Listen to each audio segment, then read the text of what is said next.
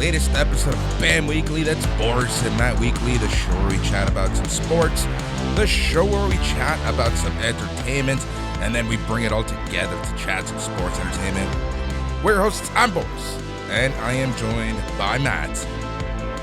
Bonjour. Yes, happy Canada Day and happy 4th of July to everyone who celebrated in the past week. And we are here. It's summer. We're not going to take too much of your time this weekend. Not much going on in the worlds of sports and entertainment and, of course, the wrestling. But we're here, as per usual, to wish you a happy weekend and send you on your merry way. Big homie, how you doing today? I'm doing swell.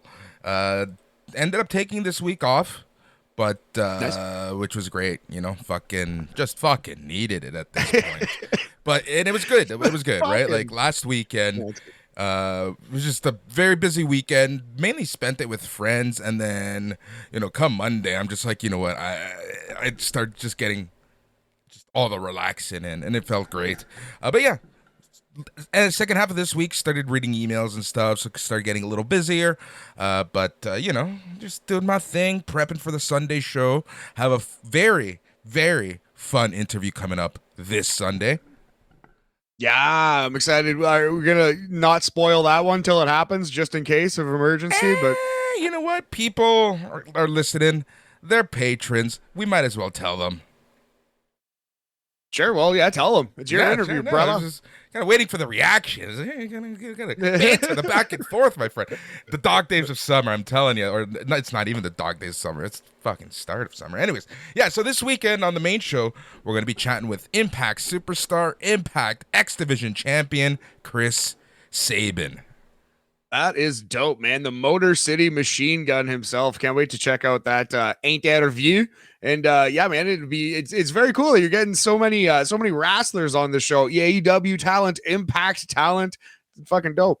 Yeah, it's been very good. We've had a very good streak, and yeah, man, it's this weekend show. We'll see what happens, man. Might do a double shot with Chris again. You know what the thing is with Chris? We talk so much that I'm like, you know what? And I have to edit it down so fucking much sometimes just for timing, right? And I'm like, you know what? No, I'm just going to keep it all and extend the segments.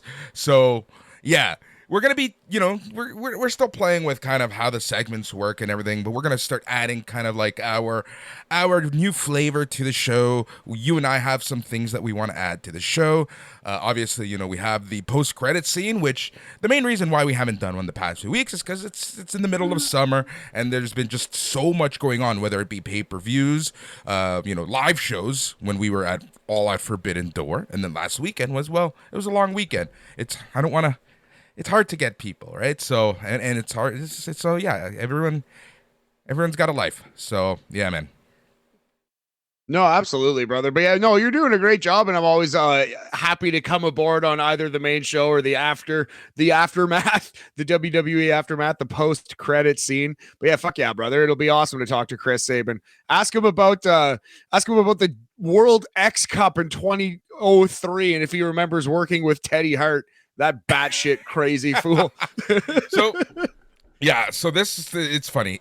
Impact wrestlers, if you get them on their own dime and time, you can ask them and talk to them about anything, right? They're very cool, blah blah blah blah blah. But Impact's PR people are you know, like they want you to focus on their promotion. So we'll see what we can talk about. And I try to get a feel right at first for how things are gonna go, you know, like the Sean Spears thing. We had their PR people on, and other times I've talked to other Impact wrestlers. It's the, you know, they've kind of something intervened or stuff like that. So yeah.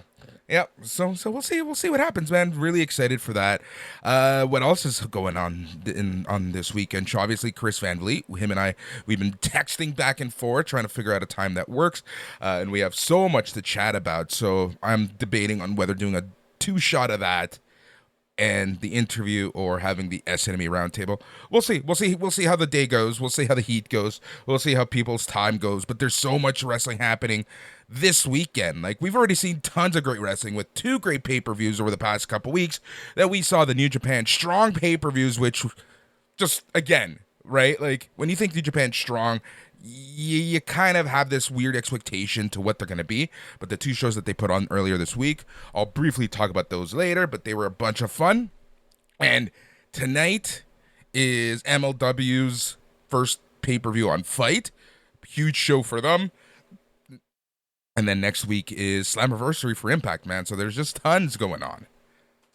Wrestling, it never ever stops. You didn't even mention WWE or New Japan, which is about to start the G1, New Japan proper. Anyway, you mentioned the American sister promotion, but yeah, man, lots to get to. Not much happening in sports. Emblematic of that, the really only sports story I have for you this week, my friend, is that apparently Victor Wembanyama's security guard backhanded Britney Spears, the queen of pop.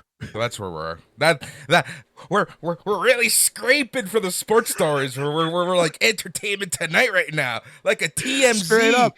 I love it. This is TMZ. Bam. Yeah, straight up. Yeah, the Las Vegas Metropolitan Police Department, Boris, has concluded its investigation into an incident involving pop star Britney Spears, our girl, officially on the BAM program.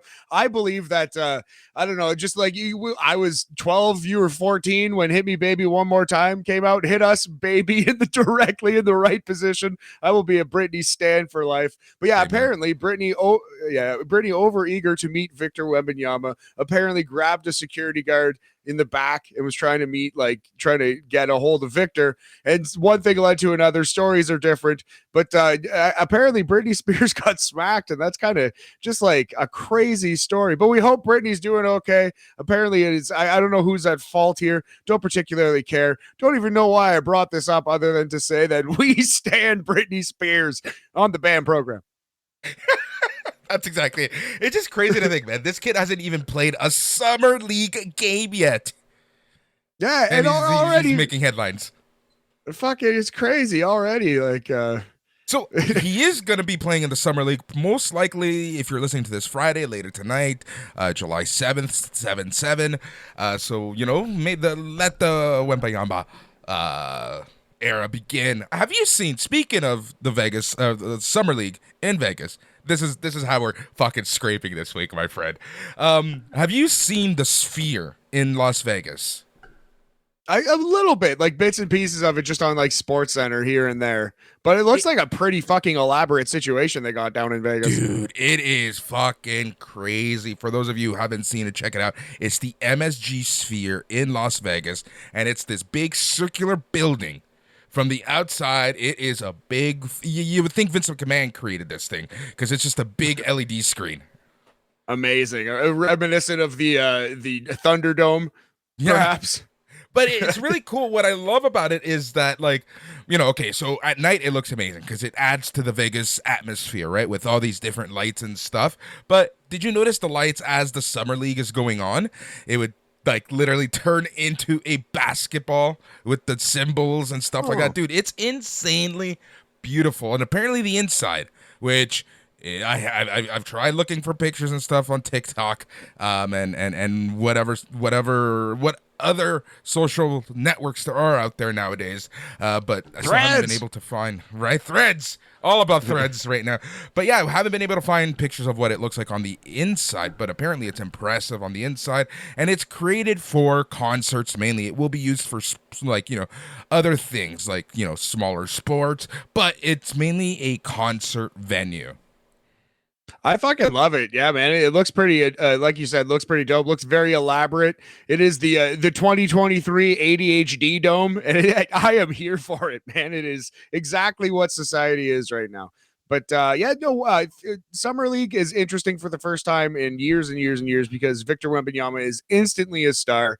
And yeah, it's going to be really cool to see him walk into the NBA. His first couple games are already sold out for the Spurs. Not surprising. I'll definitely be watching game one of his start to finish. And yeah, man. But at the end of the day, I am cheering more for Britney Spears than Victor Wembanyama. The Britney comeback. Let's go. I know, right? Everyone loves to build people up, but you know what we love more? A good fucking comeback story. God damn it, Boris, you're right. Yeah, that's I feel like society does tear people down too quickly, obviously, but part of that is because they're so horny for the comeback tail. You Yeah. know what I mean? Oh yeah, It's very volatile.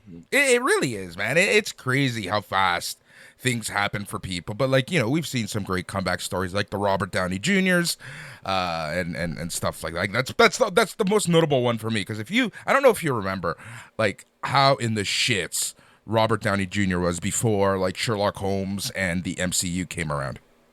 Yeah, I was like, I was just kind of coming of age when he was kind of exiting that stage, but I do remember, yeah, the at least the talk around him, his reputation being like a crazy drug addict dude, right? Yeah, that pretty much, man. So keeping with sports, let's just quickly run through things. So NBA, what's it called? The signings and all that, free agent signings and stuff like that. Man, it's so hot right now. I'm like delusional half the time at this point. Free agent season, pretty fun right now. Yeah, lots of things are going on. I'm excited to see where Damian Lillard gets traded, if and when that happens. Hopefully pretty soon. Yeah, the Damian Lillard market appears to be focused on Miami. I guess he wants to really go to Miami. I don't know if that trade is going to happen, if that makes sense. I don't know. We're going to see. James Harden apparently still has not been traded. Apparently now there's talk he might just stay after all in Philly. Yeah, well, honestly, you know what I think happened? I think Fred VanVleet getting signed to that insane contract with Houston fucked a lot of teams' plans up, including Toronto's. Well, maybe a little bit. Yeah. I'm glad that Fred, I'm not that I'm glad that Fred is gone. I'm glad that he got a bag, but I'm glad that Toronto did not give him that money, man. That's a little expensive for Fred VanVleet, in my opinion. Yep. No, I agree 100%. But I think that changed a lot of teams' plans because, I was reading and the big speculation was that he was going to do a sign and trade deal, right? But then when you get a, what is it, $43 million contract a year, like, how can you say no to that? I'm glad that he got that. So obviously, there was a lot of talk in town that James Harden was going to go back to Houston, but I doubt they can afford him now. So it's like a lot of teams right now are kind of going to their plan B, C, D. Yeah, man. And honestly, like, yeah, these guys, though, it's so crazy in the NBA because, like, James Harden is, I don't know if he's going to be winning a title. Fred VanVleet, and I mean this with all of the condescension I could possibly muster, he is a fucking perfect Houston Rocket. Like, he belongs on that fucking team. Yep. So, yeah, I don't know. Like, yeah, sure. But I feel like Philadelphia should really think about keeping James Harden and Embiid and all the pieces they have together because they have Nick Nurse coaching there now. Yeah, like they should at least give it a try with Nick Nurse. Agree. Maybe yeah. That's the thing, but like I don't know, right? Like it's trust the process. We have all the pieces, and now we need to win yesterday, right? So I don't know. It's kind of weird what Philadelphia is doing there in that sense. Yeah, I agree. Yeah, and same thing in the NHL. Some cool signings, lots of movement happening. The Leafs are loading up. They got Max Domi, son of Ty, in town. Signed Klingberg, who's a pretty good offensive defenseman. There's talk that they're going to trade Nylander perhaps to Calgary. That's the big rumor right now. Hey, you know what? Why not, right? Toronto has a lot to prove. Toronto, if anything that they have to prove is to prove that Dubas was the issue. Which is a weird thing. Like, yeah, it was the GM who was the issue. Yeah. No, I 100% agree with you on that one. But the problem with Toronto is the same problem, and Dubas tried to address it. He just couldn't do it successfully. It's the same problem for years. They need a fucking goalie. They need a human being who can get a save. And though Max Domi helps, and like Ryan Reeves is a signing, he is indeed a signing. I understand why he's there. He's going to help the locker room. He's going to be a loved presence backstage in Toronto at least. But man, they need a fucking goaltender. They need a goaler. They need a goddamn save, big homie. Yeah. Well, it doesn't matter. Tom Brady approves of the Max Domi deal, so that's all that matters, according to Greg. Yeah, fair enough. Yeah. Oh, Tom Brady. Huh? I was pumped to never mention him on the podcast again. Thank you for that. Just because he said that, I'm going to get the weekly Tom Brady mention in. How dare you? It might even be a weekly Tom Brady quote to kick off the show. You're such a fucking troll. You hate Brady more than I do, but you're willing to just abandon that Says just because who? I said love one the guy. thing Number for one 5 quarterback in the seconds world. The GOAT. on one podcast. The man. Anyway. Myth. Legend. You are a ridiculous human being. I know That pretty I much am. wraps up sports, I think. Actually, one last thing about sports, baseball. Let's quickly talk about baseball. And I know I try to avoid talking specifically about the Blue Jays so much, but you know what? No, They're you a don't. team to talk about. No, we do. We do to a certain extent, right? To a certain extent. But right now, they're one of the hottest teams, not hottest, most talked about teams in baseball, in this crazy AL East. And Alek Manoah coming back today. Is it a good call to bring him back now, or should they have waited until after the All-Star break? Well, I understand that because they're so close to the All-Star break, but fuck it, whatever. Give him one more start. Give him like a chance. Prove that you're not just giving up on this guy, you know, and he has been pitching well. He has actually kind of righted the ship a little bit in Double-A. So there is no reason to keep him down there, right? Like just because an arbitrary break in the calendar is coming doesn't mean that you have to, although I do get the logic behind it, I guess. And yeah, just bring him up. Why not? He is pitching today. This is Friday, July 7th, and the game has not started yet, but Alek Manoah is on the hump, twirling that baseball today for the Blue Jays, Boris. Yep, should be a good game. I wonder what Tom Brady thinks about this. I actually might quit. I might quit the podcast, all of social media, and move back to Northern Ontario in a cabin somewhere. And blow up banks. I'm going to do that anyway. No, I'm just kidding. To all banks out there, I promise I will not explode you. Please continue, Boris. One last thing about sports. The poor Angels this week. Oh, I feel so bad for the Los Angeles Angels of Anaheim, your favorite team. Oh, you should see the fucking smile I have. You are just a rotten motherfucker this week, are you, Boris? But yeah, no, Mike Trout injured, Shohei Ohtani banged up, not injured, but perhaps not playing very much. And yeah, with those two players, especially Ohtani, go the Los Angeles Angels of Anaheim. They are fucked. Let's be honest here, right? And I've brought this up a few times, and it's Ohtani. At some point, and I think we're getting closer and closer and closer to this point, he's going to have to make a decision what he wants to play. I hope not. I hope not. But I'm worried that he's going to be forced to. In the world of analytics, in the world of how dare you pitch 101 pitches, I'm surprised that they still let him do this. You're completely right, man. You're completely right. And in terms of like preservation, I think they might make him choose, but I sure hope they don't. I sure hope they just let this fucking beautiful stallion ride, you know, just let him ride into the sunset. 100%, 100 freaking percent. It's the one time that I will support Ohtani and the Angel, and Ohtani specifically. And it's just like, dude, just let him play. Dude's one of the most gifted players in baseball ever in the world. And because some computer tells you something, you're going to take that as Bible and script? I can't deal with that. It hasn't happened yet, so we don't need to worry about it until it happens. But yeah, man, it seems like if he's going to get injured and he's missed time in pretty much all of his seasons so far, it might be a conclusion that either the Angels or his next team draws. Yep. All right. Well, I think that's it. No cricket news this week. No rugby news this week. No Tom Brady documentaries or TikTok videos to discuss. Oh, no. That's for next week's show, man. We're going to do Hard 45 on why he dominated the Miami Dolphins. Yes. Which is kind of funny, right? The funny part is that's the exact opposite. If there's one team who always had his number, was the Miami Dolphins. Yeah, no, it's really true. He actually played like shit comparatively against the Dolphins versus everybody else. But yes, a full 45 on TB12 while taking the TB12 method. What is it, like a health and wellness plan? What is it, a diet? What the fuck is TB12? I have no idea. Is it like a cream? Is it a topical cream? What is this thing? Snail cum on your face. I don't know. That's okay. Fair enough. Moving on from sports, I think that covers it. Snail cum on your face. The Tom Brady story.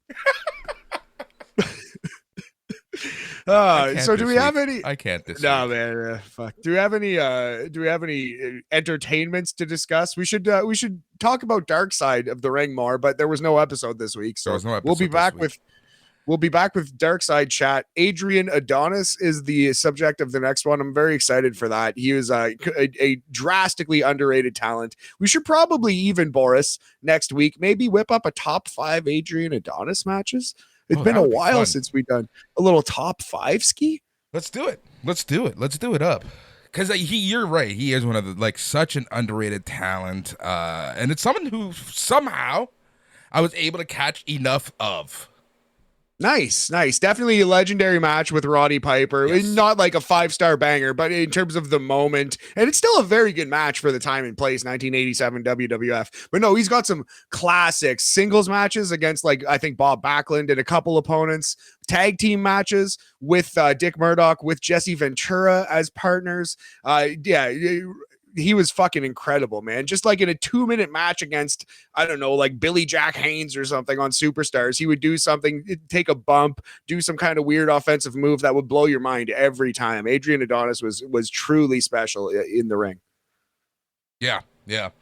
Oh, man, what is going on this week? This heat just has me completely fucked. Has you cooked, Boris? Has you cooked?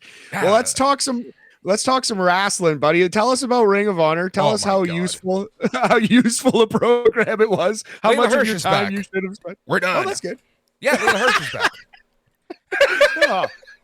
The legit one. I like Layla, the female Taz. Yeah. She's back, and she aligned herself with the Kingdom. Okay, I like it. I'm a fan. She's so with Maria, Mike, and Taven, your boy Matt. My boy Taven. Matt Taven. Has anyone ever done that? No. The Matt Damon, Matt Taven thing. I'm the first ever. I'm the best. No, I'm just kidding. I'm just kidding. That's probably been done. But for heretofore on the podcast, he will be known as Matt Taven.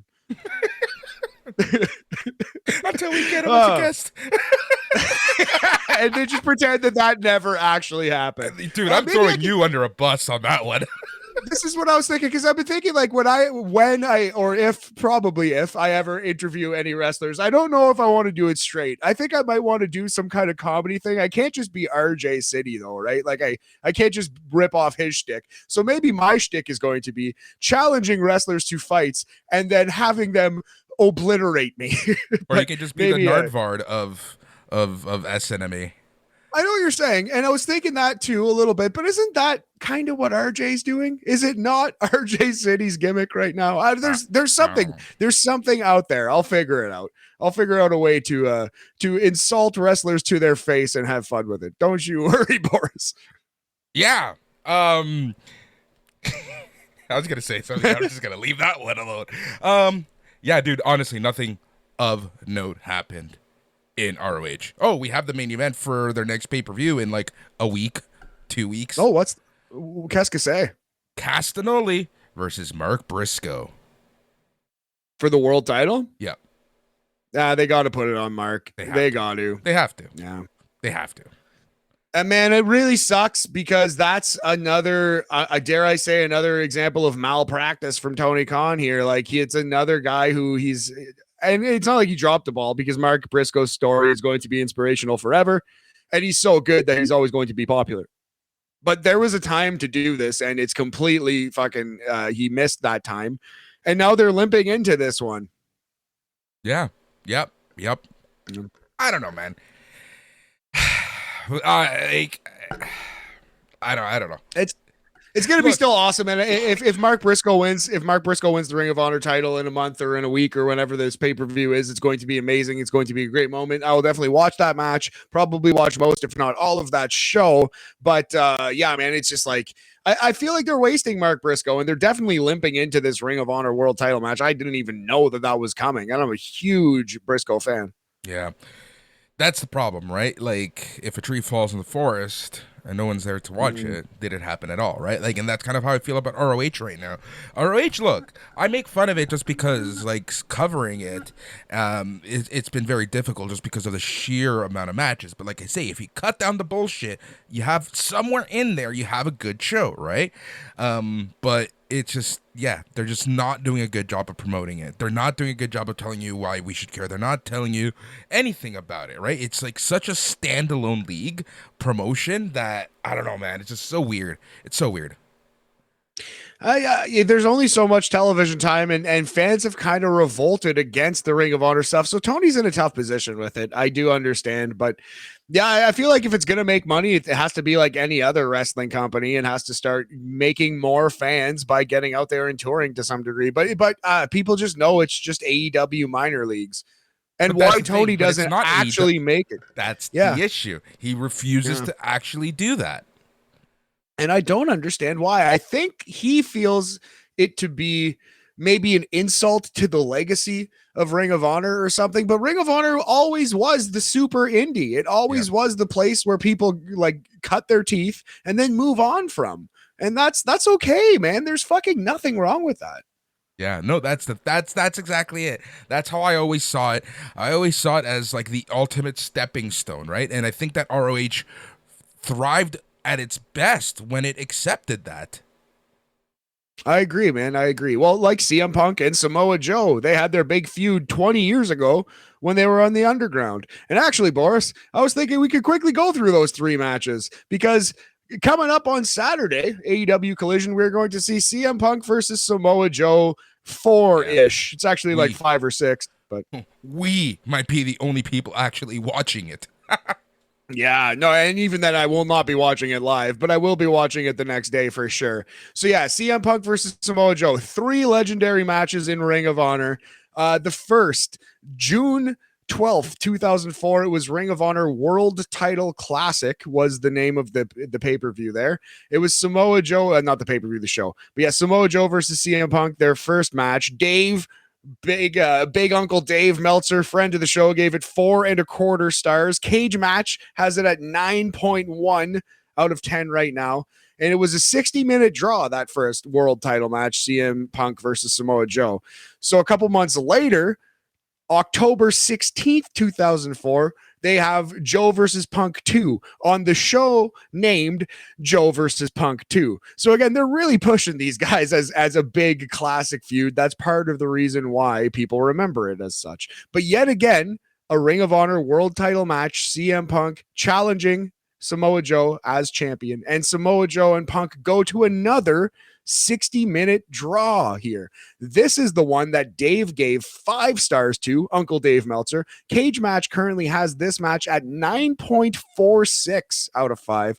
Pretty fucking huge rating. I feel like it's accepted that Joe versus Punk 2 is the best Joe versus Punk match. Yeah, I agree on that. My personal favorite is Joe versus Punk 3. That was the third one from All-Star Extravaganza 2. That was December 4th, 2004. This is the one that has a decisive finish. Samoa Joe, as champion, vanquishes CM Punk and defends his title.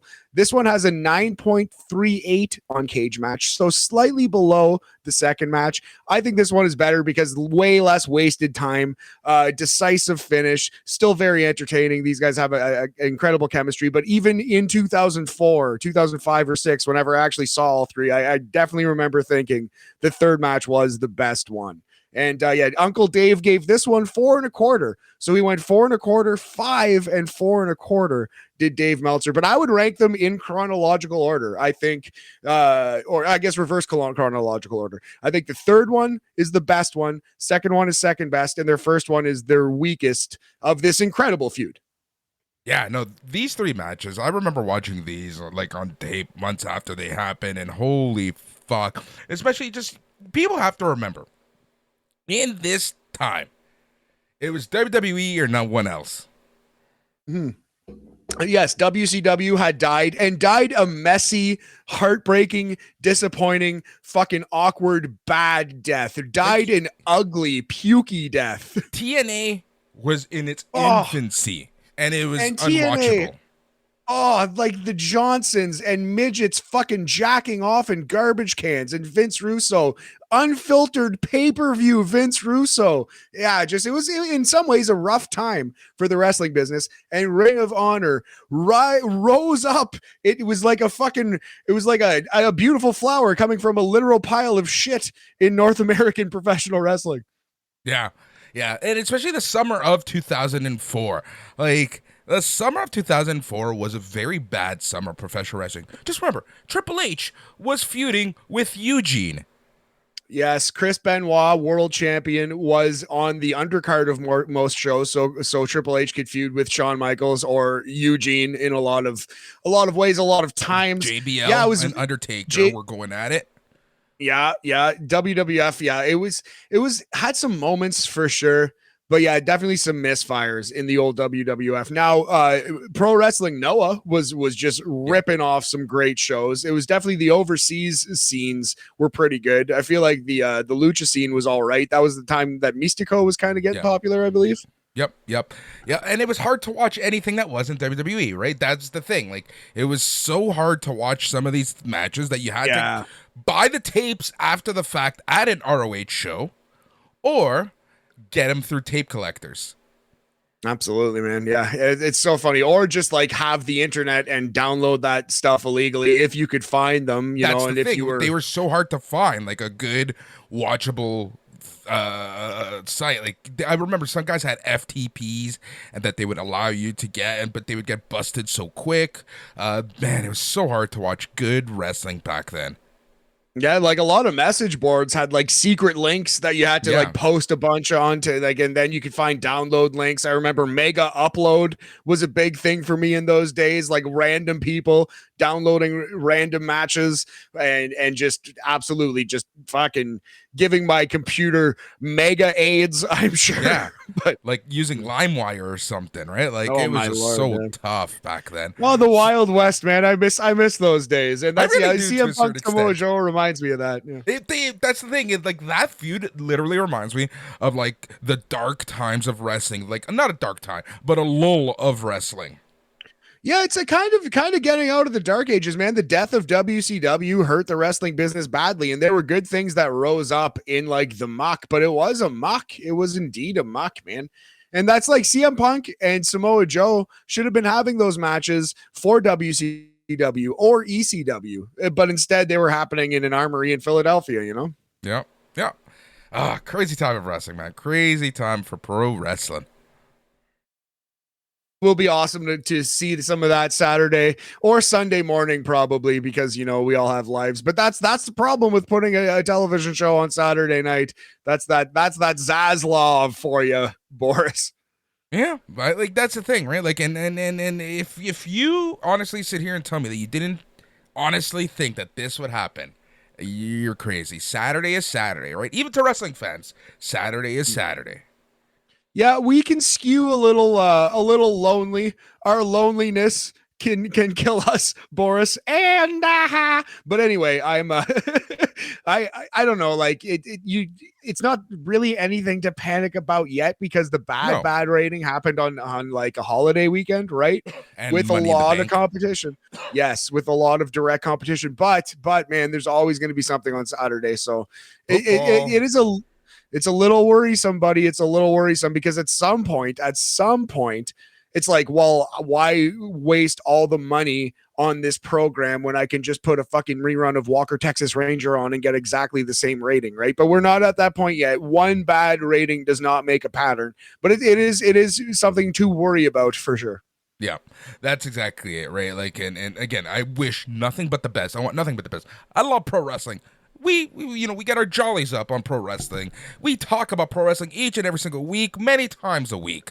And the more wrestling we have to talk about, the better. But like, it's like, yeah, this is the thing. Like, there are going to be questions down the road if this trend continues. So I don't know what Mr. Khan is going to have to do. Maybe he's going to have to sit everyone down and say, you know what?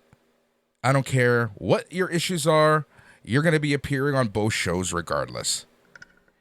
I just think there is a ceiling on it, and whether the ceiling is like 750, 850, like that's like, I don't know if they'll ever be able to break 1 million viewers consistently on a Saturday evening. They got to find whatever the ceiling is and just like book a really good show, man. Yeah. Like another reason why the rating was down, not only was Money in the Bank there, not only was there a ton of competition, holiday pre-tape, the card sucked and they didn't advertise it. Like, there's just so many things. I don't know.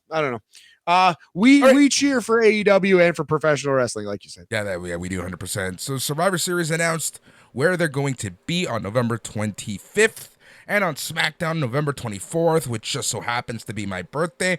And there's a very small part of me that is going to make the trip.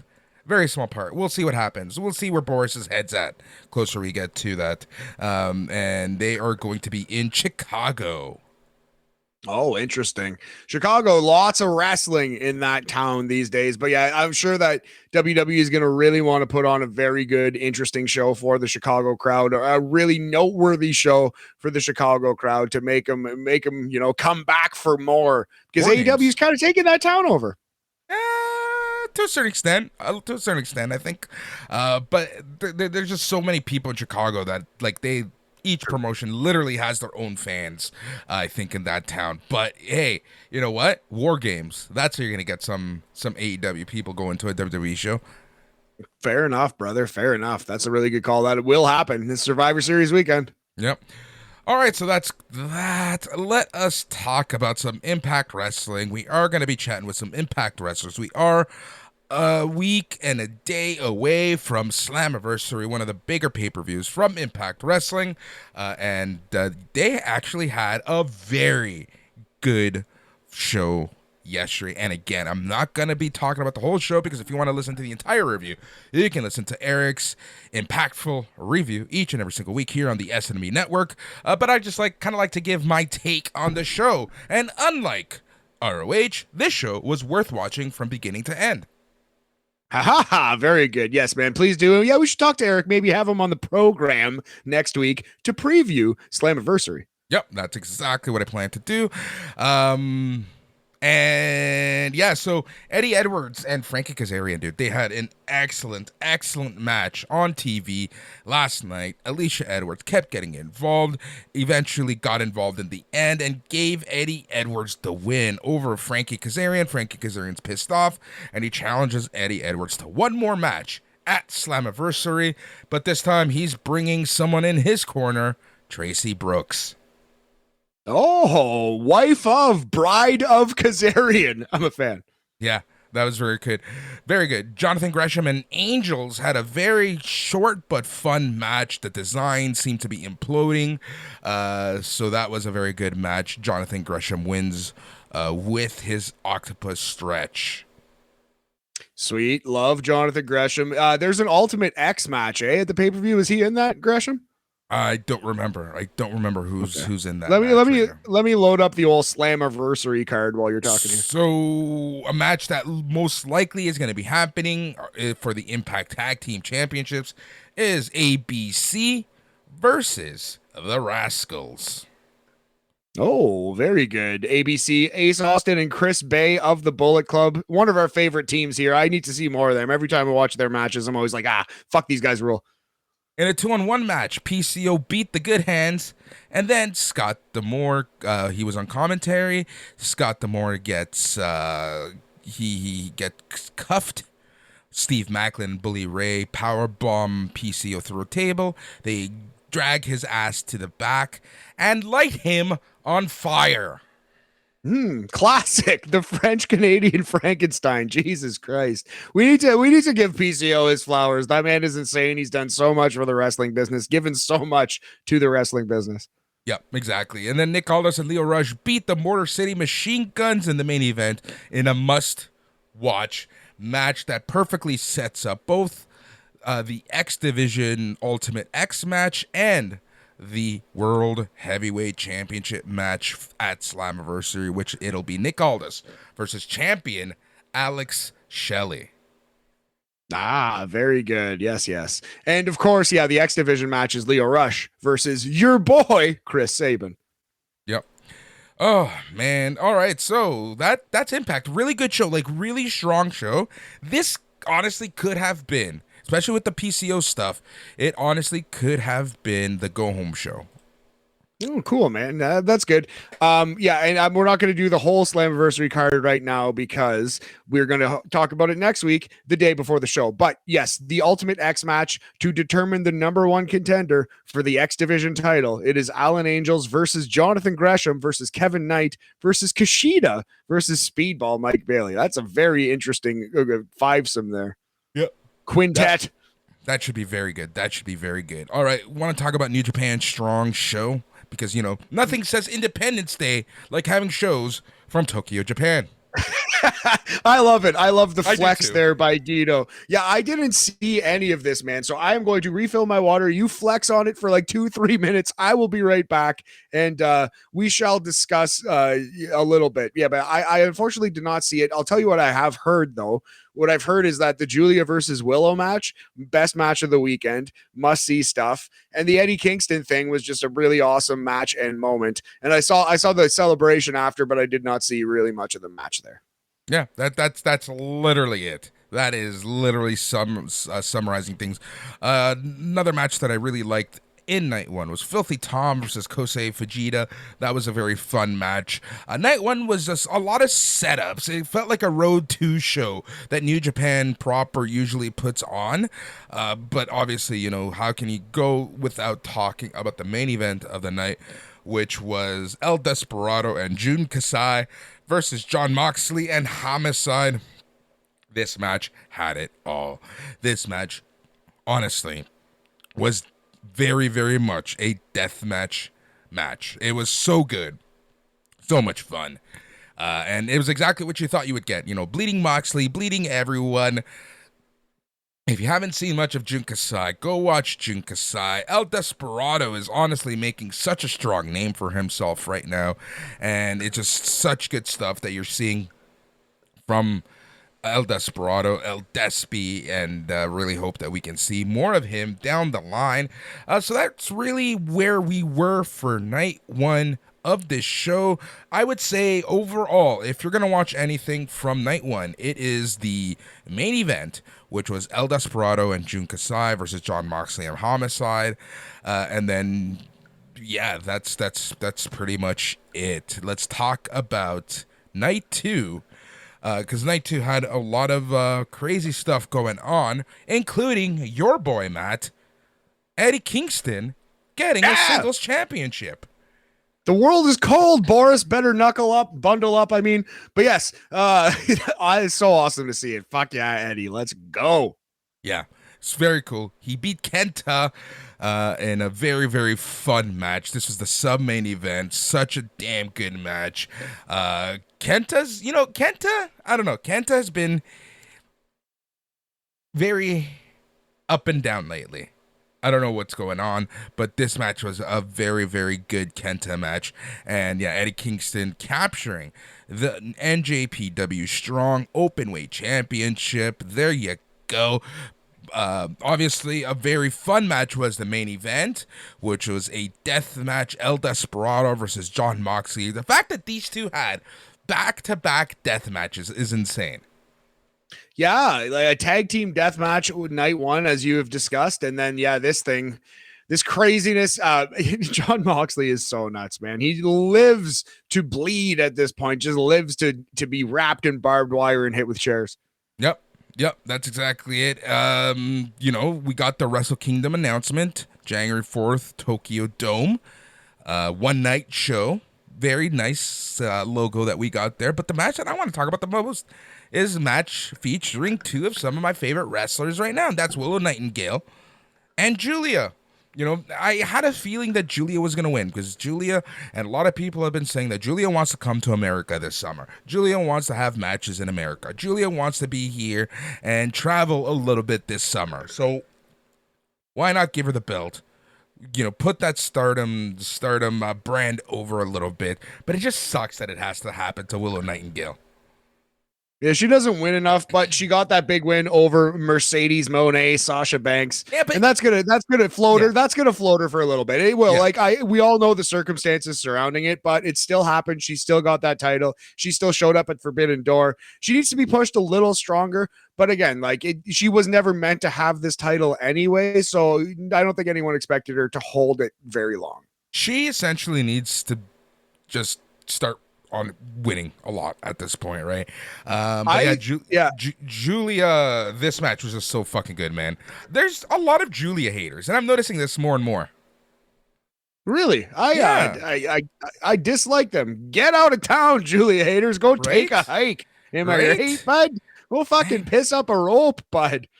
Yeah, I've noticed this more and more that there are so many Julia haters. But by God, one of the best females in the world, just one of the best wrestlers in the world, and holy shit, man, this match was so good. This match felt like a Stardom match, and you know exactly what I mean about this. Yeah, no, absolutely. High octane, lots of action, I assume. Yeah. I have not seen any Julia haters. I think she's one of the most popular wrestlers, but I mean, I'm sure they're out there. Lots of Eddie Kingston haters I've seen for sure, but that's to be expected. His style is going to divide people for sure. I accept that. But yeah, Julia is going to divide a lot of people. His mouth. You know why? Because people don't realize that he is working half the time. Yes, yeah, absolutely. Well, he's a pro, man. He gets it. He's from the school that you're always supposed to be on, you know, and he is. But anyway, yeah, back to Julia. She's fabulous. We've said it before on a number of podcasts. She has so many benefits to be the one to push. Andre was talking about it on the AEW 3D podcast with me just last Thursday, just talking about how she is trilingual. She's an incredible wrestler, obviously a beautiful woman. Like you can see why you'd want to attach your wagon to Julia. Yeah, man, but this match was hard hitting. So there were so many times that you just said, holy shit. Like, how are they still moving? How is this person not injured? From buckle bombs to lariats to pounces to just chokes to power bombs to everything. Dude, it was crazy. The end was Julia moving away from one of Willow's lariats. She gets a huge knee in and does the glorious driver to win the match. Dude, it was so fucking good. Such a good match. So much fun. This match, in my opinion, was maybe the match of the weekend. Nice, man. Well, I will definitely check it out for list purposes, and perhaps we will discuss it again on New Year's Eve / New Year's Day, brother. Yep. Brother. Yep. That's exactly it, man. It was two very good shows. Must watch shows, in my opinion. Like I said, night one felt like a road two, but a little more important. But the second night was just banger after banger after banger.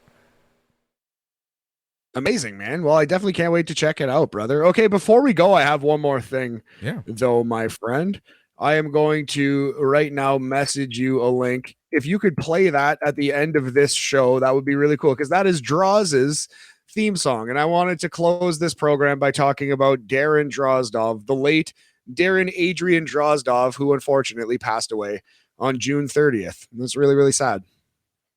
Yeah, it was super sad. Unfortunately, his most famous thing was the thing that ended his career and kind of derailed another person's career. But you know what? Someone like Droz, who played sports his entire life, he just understood that shit happens, right?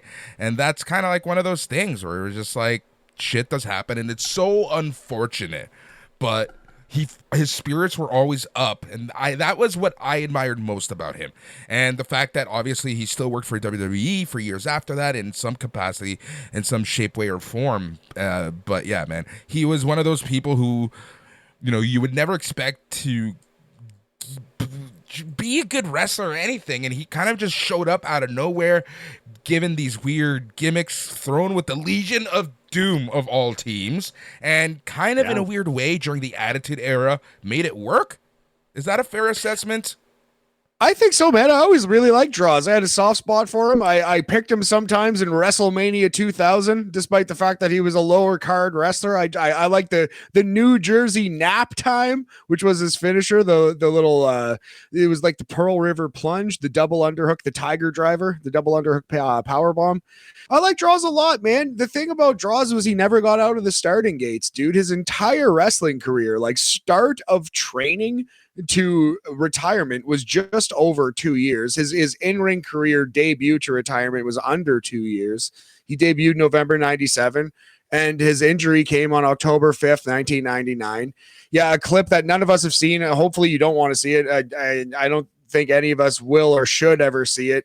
You see the beginning of it always. Yeah, and don't try this at home stuff. Yes, and there was clips of Droz being stretchered out from it. But yeah, the actual power bomb, D'Lo Brown delivering a running power bomb to Droz, and it basically made him a quadriplegic, although he was able to gain movement in his upper body, it seems. But yeah, Darren Drozdov, just it seemingly incredible dude. Nobody had a bad word to say about him.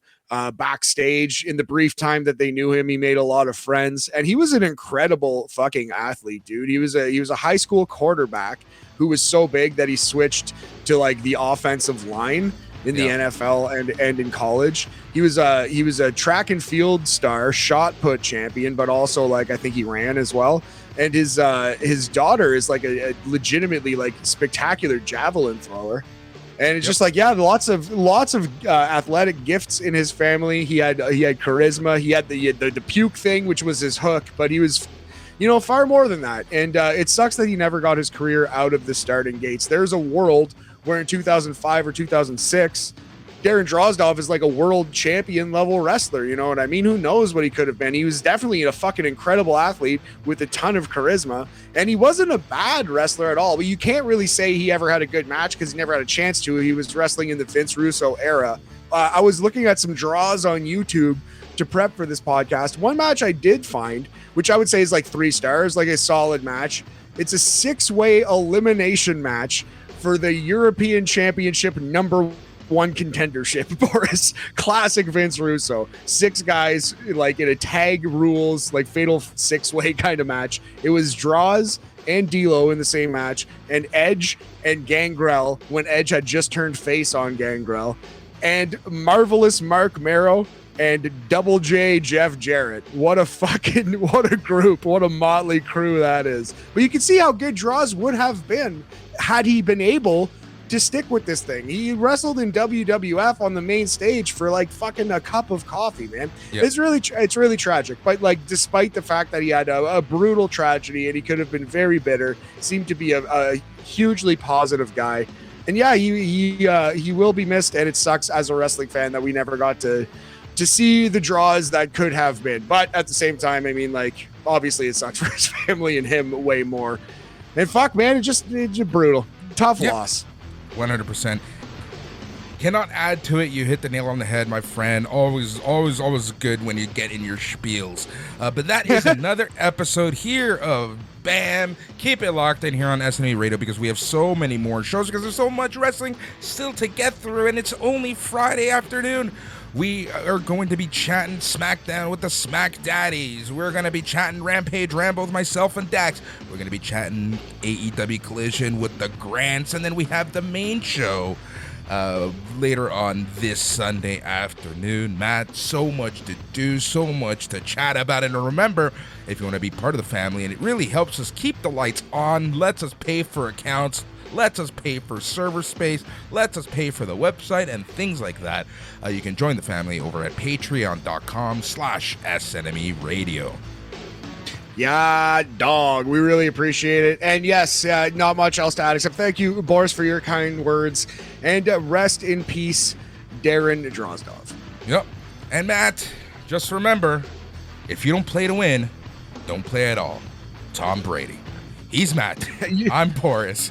Till next time, stay tranquilo. I tried to fucking close it out on that Droz thing, and you fucking no good, ruthless motherfucker got another Tom Brady joke in. Yeah. Rest in peace.